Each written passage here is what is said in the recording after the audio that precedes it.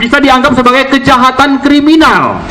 Ya, karena itu sebagai pembicara saya mengusulkan pimpinan KPU itu supaya ditangkap dan diadili. Ya. Bukan saja seperti Pak Jokowi diusulkan atau teman-teman lain usulkan untuk diganti, tapi segera adili.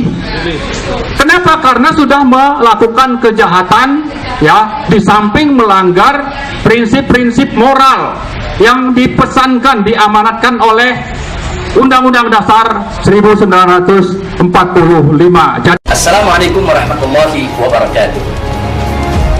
Kepada seluruh rakyat dan bangsa Indonesia yang sangat-sangat saya cintai, melihat, mencermati dan memperhatikan berbagai peristiwa kecurangan dalam Pilpres 2019, bahkan ini merupakan pemilu terkotor, pemilu yang paling brutal sepanjang sejarah Indonesia.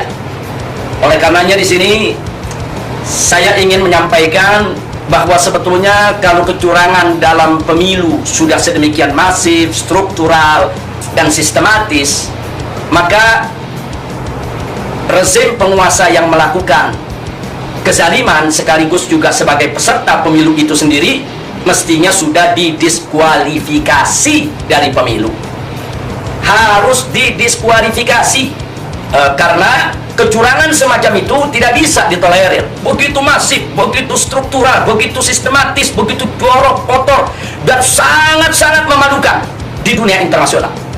Nah, karena itu kita ingin sampaikan kepada KPU khususnya, mestinya calon pasangan daripada paslon 01 harus segera didiskualifikasi dan KPU segera mengumumkan bahwa pasangan calon 02 Prabowo Sandi memenangkan Pilpres 2019.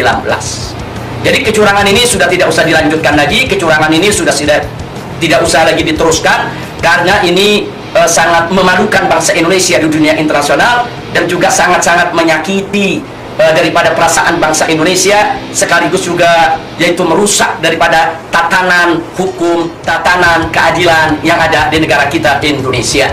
Bahkan bukan hanya Jokowi dan partai koalisinya yang harus didiskualifikasi dari Pilpres karena mereka melakukan kecurangan secara masif, struktural, dan sistematis.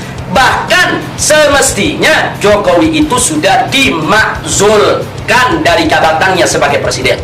Kenapa? Karena Jokowi telah terang-terangan melanggar konstitusi. Mestinya dimakzulkan, mestinya diberhentikan dari jabatan presiden oleh MPR RI. Karena di dalam konstitusi kita, Undang-Undang Dasar 1945 pasal 22E, di sana ada amanat yang luar biasa, amanat konstitusi, bahwa pemilihan umum di negara kesatuan Republik Indonesia itu harus dilaksanakan secara luber dan jurdil. Luber itu langsung, umum, bebas, rahasia. Dan jurdil itu jujur, adil. Nah, sekarang semuanya dilanggar.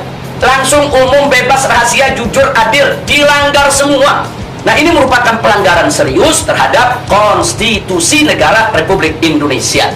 Nah, karena ini sudah merupakan pelanggaran serius terhadap konstitusi negara Republik Indonesia, mestinya Jokowi segera dimakzulkan. Jadi Jokowi dan partai koalisinya mestinya sudah didiskualifikasi dari Pilpres tahun 2019, sekaligus Jokowi-nya dimakzulkan karena melakukan pelanggaran serius terhadap konstitusi, sementara partai koalisinya mesti dibubarkan. Nah, setelah itu MPR RI segera untuk melantik Prabowo Sandi, yaitu sebagai presiden dan wakil presiden Republik Indonesia, agar tidak terjadi kekosongan di dalam kepemimpinan.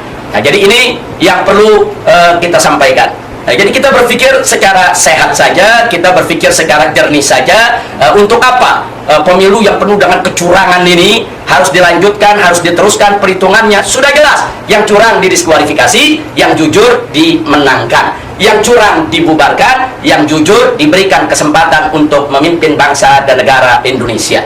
Nah, ini yang perlu saya sampaikan supaya menjadi pelajaran buat kita semua. Jangan lagi membudayakan kecurangan. Nah, jangan mendirikan suatu pemerintahan atas dasar kecurangan dan ketidakjujuran. Itu akan menjadi rapuh dan itu bisa merusak persatuan dan kesatuan Indonesia. Akhirnya saya ucapkan selamat kepada Prabowo Sandi dan seluruh partai koalisinya yang telah mengikuti daripada Pilpres dan Pileg 2019 dengan jujur, adil, dan amanah. Selamat Prabowo Sandi sebagai Presiden Republik Indonesia, dan selamat kepada seluruh partai koalisi yang telah berjuang dengan sabar dan tegak, yang tidak terprovokasi dan tidak terpancing, dan tetap menjunjung tinggi kejujuran, keadilan di dalam melaksanakan pemilu 2019.